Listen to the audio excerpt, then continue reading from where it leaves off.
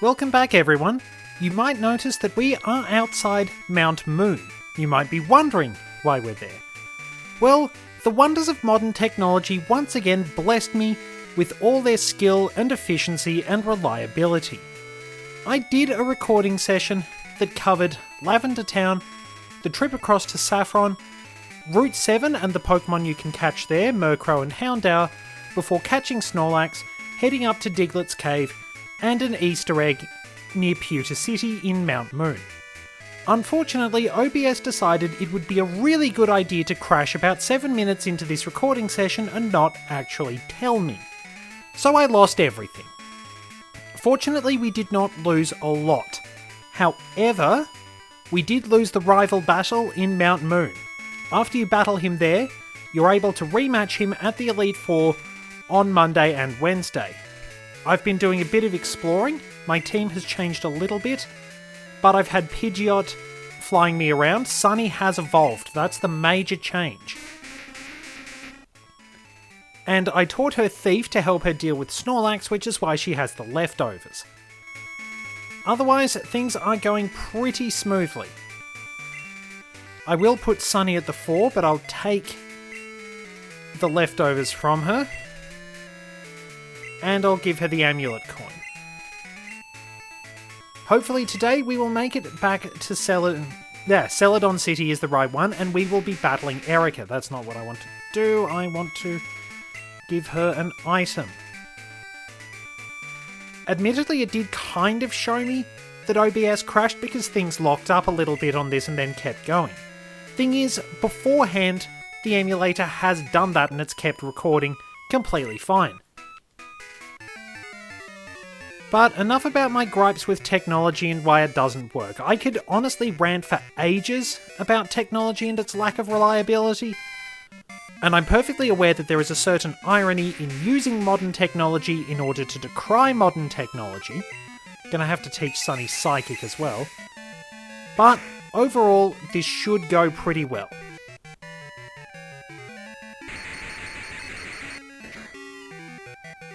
So this is the first time you're seeing Sunny as an Exeggutor, and hopefully it goes pretty well.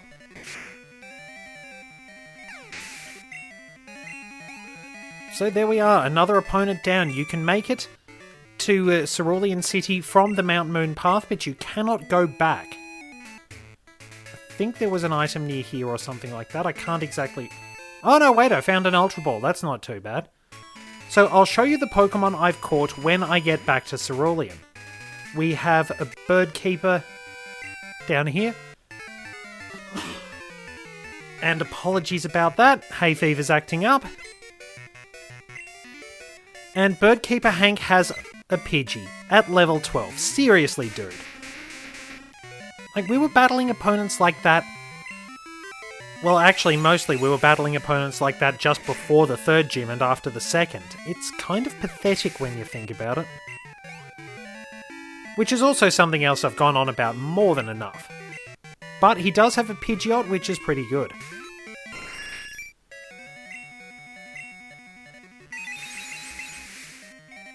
Should be able to take that down pretty easily. Nope, Confusion is not doing it. Gust did a fair bit of damage because Exeggutor's special defense is not that great. So there we are.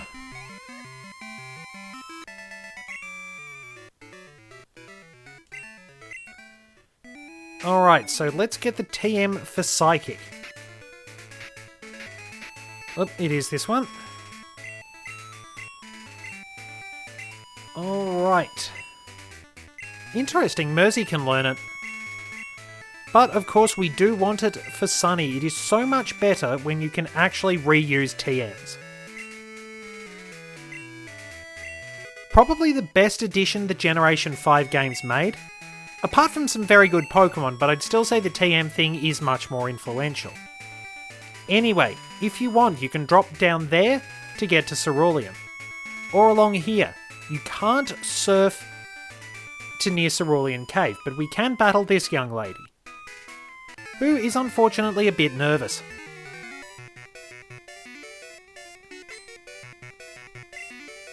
And she has Furret. As you can tell, a Pokemon I like using very much. We will be getting another new TM for Sunny, which will replace Thief. Sleep Powder is too valuable to pass up. So there we are. Which I tend to say a lot along with Not Too Shabby. Rapidash, which is not the sort of opponent Sunny should be facing, Mersey will have to do the job. Then again, I probably could take it out with Psychic, but better to be safe than sorry. The way my luck's gone, I'm not sure what's going to happen.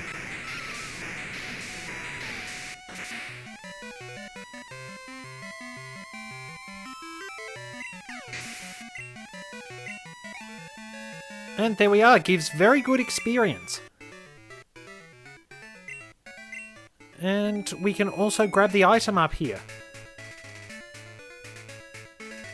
This is HP up.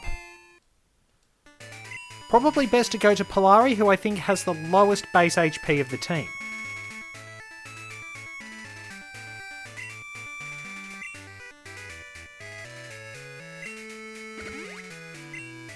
By quite some way. 50, I believe, is Magneton's base HP. And down we go, we're back in Cerulean City. I'll put some of those items in the PC, and I will show you what I've caught. The bike shop just down there has moved.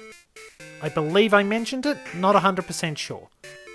But we'll patch everything up and get going.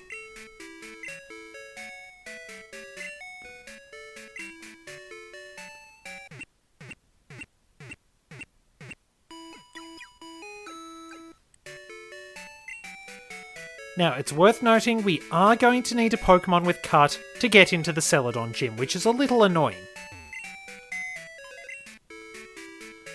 So we'll deposit some of those items. We can deposit Waterstone. We'll put the leftovers away.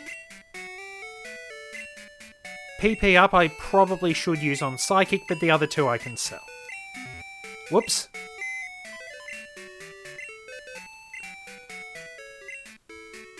So, it is annoying going through all this saving rigmarole. I suppose it's a sort of data protection. We did catch Clefairy, which was good. I caught an Oddish because I needed to show that to Bill's grandfather so I could get the Leaf Stone. Show him Licky Tongue for an Everstone. And Staryu for a Water Stone, and I'm not sure what he wants for the Firestone because I didn't do that. We caught Diglett, Snorlax, which took a very long time and a lot of sanity, Houndour and Murkrow, and you've seen Cubone and the others. So, things are faring particularly well.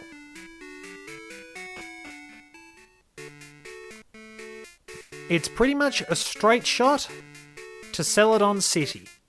I will pick up a Pokemon with Cut there, and speaking of, I'll see you there. So here we are in Celadon City. If you want to find Murkrow and Houndour, just head over this way. You'll find them in that patch of grass at night time. It's very annoying that the only dark type you can easily access during the main game is Umbreon.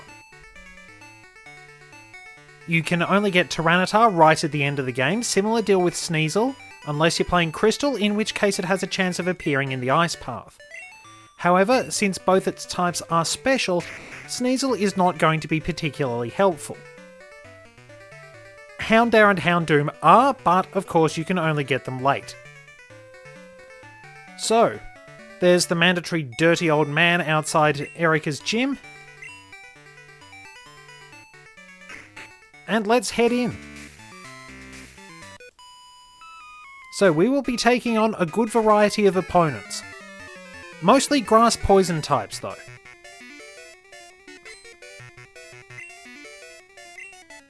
So I will be using Sunny for as much as I can, then I'm going to let Torture go ballistic because he hasn't really done that much recently.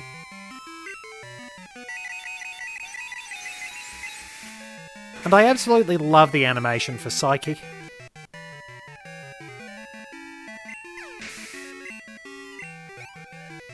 So, of course, since there is a gym battle, there's going to be a spotlight. But I have a few spotlights that I've been trying to get put into the videos.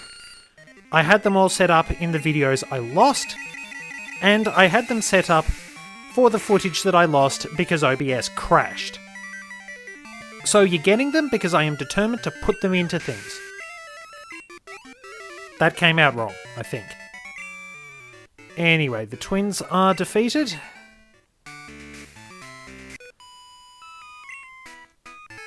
And let's get rolling on our next battle.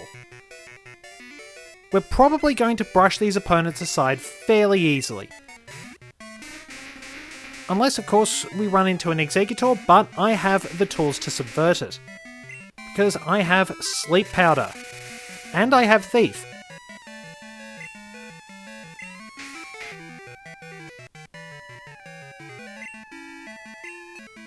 I wonder if we can steal anything.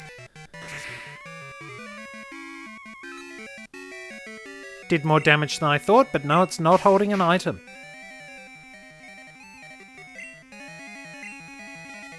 And that should wrap things up nicely.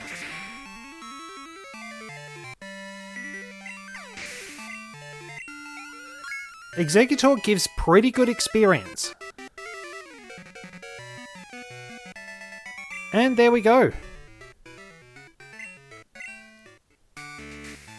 Next opponent. And yeah, it's a bit awkward. I mean, they can't really enforce that if they want to comply with League rules, can they? Okay, we've got grass flying types.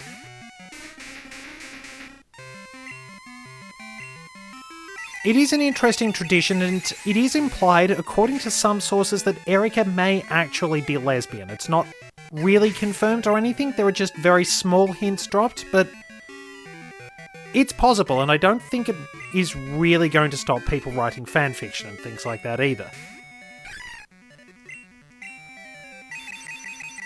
If the commentary goes all over the place, it's because I've had a kind of frazzling week, unfortunately. All the trouble from the previous attempt at recording is still fresh in my mind, and there are still a few little personal issues along the way. But as I say, if I look on the bright side, I'm doing recording for the people who faithfully stick with me, or anybody who's discovering things for the first time, and I'm more than happy to have you along. It's an entertaining little hobby. And there we are, Jumpluff is down, and Sunny can take on the last opponent. Before we actually, I will hand over to Torture. He's raring to go.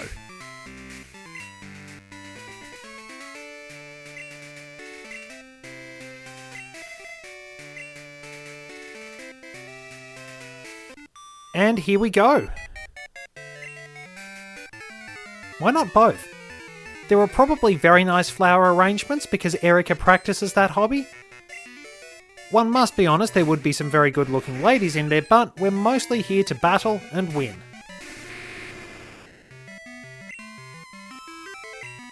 And poor old Paris doesn't stand a chance.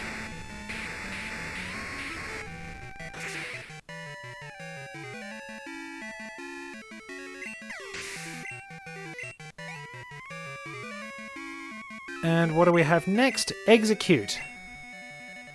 Probably could go with some stronger Pokemon. At least evolve them so I can get better experience. Always been a difficult lot for the grass type, especially in the Johto gyms. There's no actual type advantage for the grass type. On paper anyway, it will have an advantage against Chuck's Poliwrath, and it is actually super effective against all of Price's Pokemon because Ice doesn't resist Grass. So a fairly high-leveled Grass type can actually take out his Pokemon. But it is particularly difficult for the Grass type to get by. They probably serve best spreading status effects and the like. Anyway, we've wrapped up that, and it is time to battle Erika.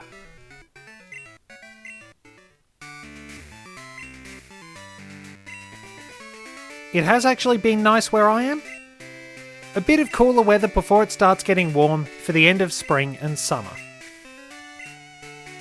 Erika also has a tendency to doze off a little bit. It's implied she may have narcolepsy or something like that. But all that aside, we are ready to rumble against a demure beauty with some very strong grass-type Pokemon. Tangela has been a fixture of her team since the beginning, Generation 1's only pure grass type. Should be able to drop it with a Fire Punch.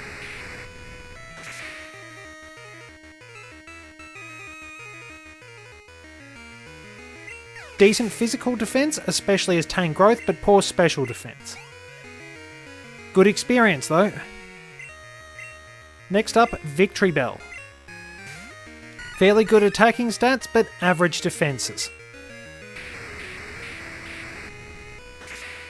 Vileplume trades a little bit of physical force for a bit more special ability.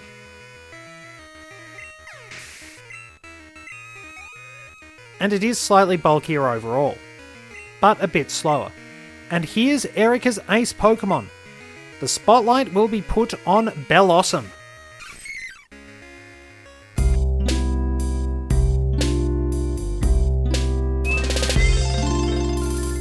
In terms of base stats, Bellossom is practically the same as Vileplume, it just switches around the special attack and special defense. Bellossom also has access to some very powerful grass-type moves, especially in later generations, but it can suffer a bit from the lack of availability in this generation. It was designed to show off the Sunstone and is a deliberate contrast to the much more rank and foul odours coming from the flower on Vileplume's head. In fact, the boss subtitle I've given it is actually Bellossom's Japanese name, translated. Kirehana means beautiful flower, compared to Gloom's Kusaihana, which means smelly flower.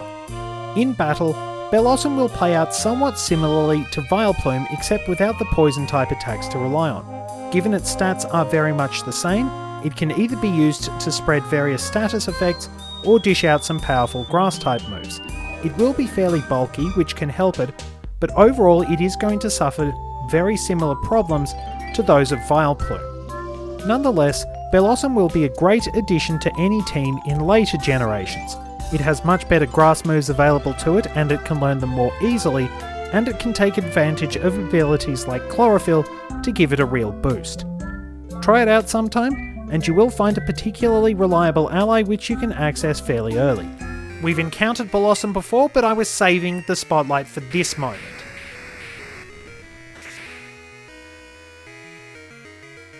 It probably won't go down in... Actually, no it will, because Torture is just that good apparently. Bellossom does have pretty good special defense, but Torture obviously just hits too hard. Bellossom substitutes for Vileplume in this case, which was on Erika's team in the Generation 1 games.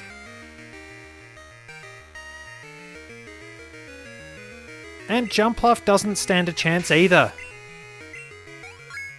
Torture levels up, and we've had a successful run through the gym.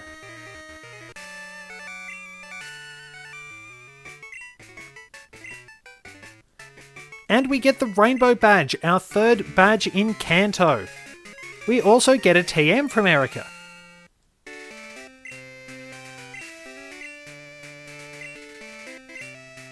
One of, I believe, 2 people who gives you a TM. You got TMs from all the gym leaders in the remakes.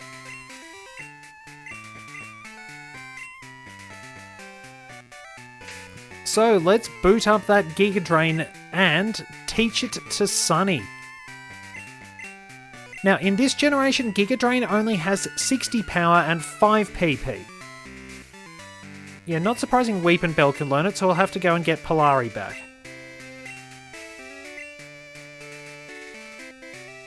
So, Giga Drain, Sleep Powder, Psychic and Solar Beam. Not too shabby.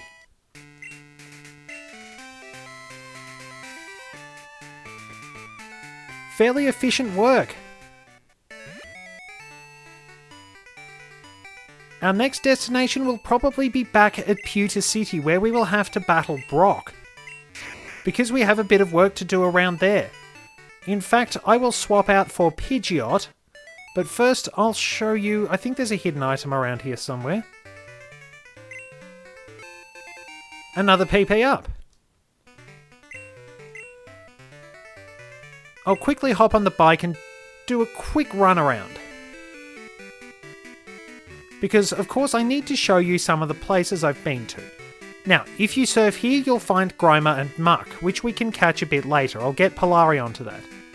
If you go round the back of the Celadon Mansion here, you can get the TM for Curse, which I'm not really going to worry about. So we've seen this route. This is closed down. This became the hangout for a gang of hoodlums, so the police closed that underground passage down. If we shoot through the middle of Saffron City here, we can miss the exit a little bit, and this route is, let me just get my poker gear up, check my map, Route 8. So these trainers they call themselves the Kanto Pokemon Federation. Defeating them doesn't actually yield anything despite their different coloured sprites. They're just a group of 3 trainers, and it's implied they were the ones who got that underground passage closed.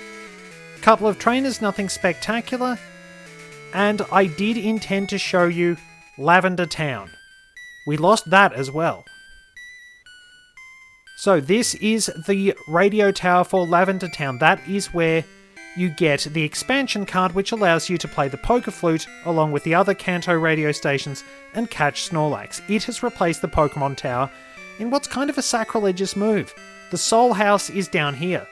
This is sort of the graveyard for Pokemon. There are several chambers there, but you only see the main one. It's implied Mr. Fuji looks after the other catacombs. You can head along routes 12, 13 and 14 down here. If we cycle all the way back to Vermilion City, you can see Diglett's Tunnel and where I caught Snorlax. But we don't need to worry about that too much. We've done a fair bit this episode. It's mostly wrapping up a lot of the battles and things. So I will grab Pidgeot and we'll head out to Pewter City in preparation for the next episode. Thank you very much for joining me. I'll see you in Pewter City in the next instalment of our scenic tour through the Kanto region. I must admit that I haven't used Murkrow and Honchkrow very much. They appear very late in the Johto games, which means I don't really get a good chance, and when it comes to the Sinnoh games where they are available a bit earlier, I tend to go for Misdreavus and Mismagius because I prefer ghosts. Nonetheless, these are fairly solid Pokemon. Murkrow has good speed and some pretty decent attacking stats, allowing it to hit hard from either side.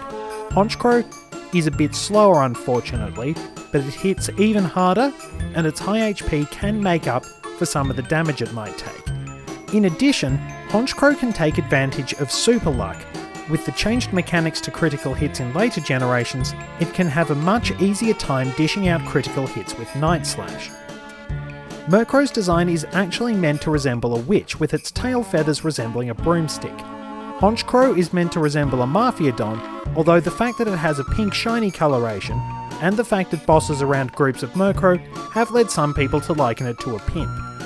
All that aside, these are pretty decent Pokemon, hamstrung by the lack of availability in the Johto games. If you get the chance, give them a try and they'll be pretty useful. With a fairly neat design, and a pretty decent attacking type to boot, Slugma actually does have a couple of things going for it.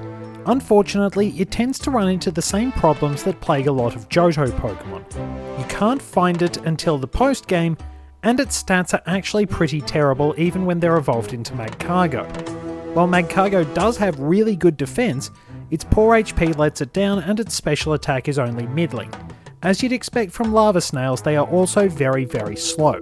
In later generations, Slugma and Magcargo can actually become very useful egg hatchers due to the fact they have both flame body and magma armor. Not quite the intended use, but it does at least give them a role, and they are fairly easy to find in Hoenn, to the point many people actually thought they were Hoenn Pokemon. Despite all the shortcomings of the Slugma line, I really like these Pokemon. I enjoy the design, they have some pretty good attacking moves even if they are crippled by the lack of special class rock moves, and overall they are just fun to use. They got a little boost in stats in later generations, but unfortunately not enough to, and let's pardon the pun, set the world on fire. Speaking of that, according to some Pokédex entries, Magcargo's body temperature is over 18,000 degrees Fahrenheit. That's hotter than the surface of the sun, and hot enough to vaporize anything.